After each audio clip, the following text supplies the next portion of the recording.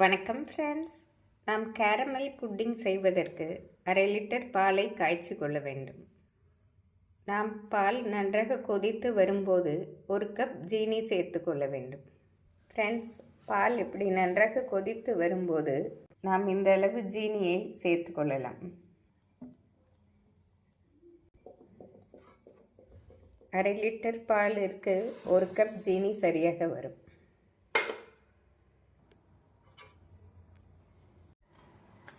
ஜீனி நன்றாக கரையவும் நாம் அடுப்பை ஸ்விட்ச் ஆஃப் செய்து விடலாம். நாம் 2 ஸ்பூன் ஜீனியை கேரமலைஸ் செய்து கொள்ள வேண்டும். நாம் மீடியம் ஃப்ளேமில் வைத்து இதை கிளற வேண்டும். நாம் தண்ணீர் சேர்க்காமலே இதை செய்தால்தான் நன்றாக வரும்.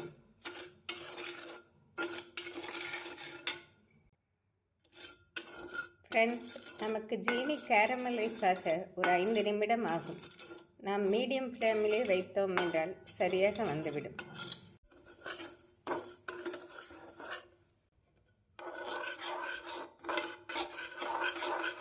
நாம் கைவிடாமல் கிளறி கொண்டே இருக்க வேண்டும். லைட் ப்ரௌன் கலர் ஆனவுடன் நாம் அடுப்பை ஸ்விட்ச் ஆஃப் செய்து விடலாம். ஃப்ரெண்ட்ஸ், இது சரியான பதமாக வந்துவிட்டது. நாம் அடுப்பை ஸ்விட்ச் ஆஃப் செய்து உடனே ட்ரேயில் மாற்றிவிட வேண்டும். நாம் ட்ரேயில் ஊற்றியவுடன் ஸ்ப்ரெட் செய்து விட வேண்டும். ஃப்ரெண்ட்ஸ், நாம் 1/2 லிட்டர் பாலிற்கு 3 முட்டையை நன்றாக அடித்து எடுத்துக்கொள்ள வேண்டும். முட்டையை நாம் அடிக்கும் போதே 1 ஸ்பூன் வெண்ணிலா எசன்ஸ் சேர்த்து கொள்ளலாம்.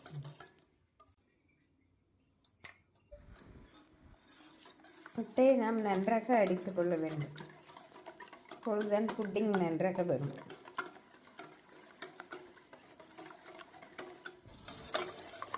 நாம் முட்டையை நன்றாக அடித்து அதில் பாலை நாம் ஊற்றிவிடலாம்.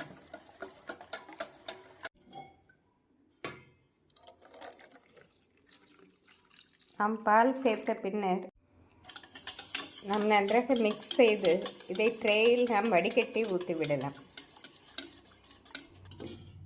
ஃப்ரெண்ட்ஸ், இப்படி ஒரு வடிகட்டியில் நாம் வடிகட்டி ஊற்றி கொள்ளலாம். ஃப்ரெண்ட்ஸ், நாம் ட்ரேயில் பால் முட்டை கலவையை ஊற்றி மேலே பட்டர் ஷீட் போட்டு மூடிவிட வேண்டும். நாம் பட்டர் ஷீட்டாவது அலுமினியம் ஃபாயிலாவது போட்டு நன்றாக மூடிவிட வேண்டும். நாம் பாத்திரத்தில் தண்ணீர் ஊற்றி புட்டிங் ட்ரேயை வைத்து வேக வைத்து விடலாம். நாம் மூடி போட்டு நாம் மீடியம் ஃப்ளேமில் வைத்து 20 நிமிடம் வேக வைக்க வேண்டும்.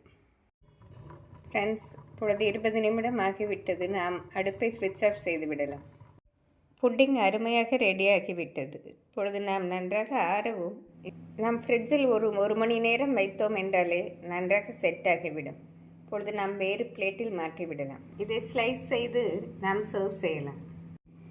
இது ஈவினிங் டைம் ஸ்நாக்ஸாக குழந்தைகளுக்கு கொடுத்தால் விரும்பி சாப்பிடுவார்கள். ஐஸ்கிரீம் சுவையில் இருப்பதால் அவர்களுக்கு பிடித்த மாதிரி இருக்கும். ஃப்ரெண்ட்ஸ், இதை செய்து பார்த்து எப்படி இருக்கிறது என்று கூறுங்கள். Thank you friends.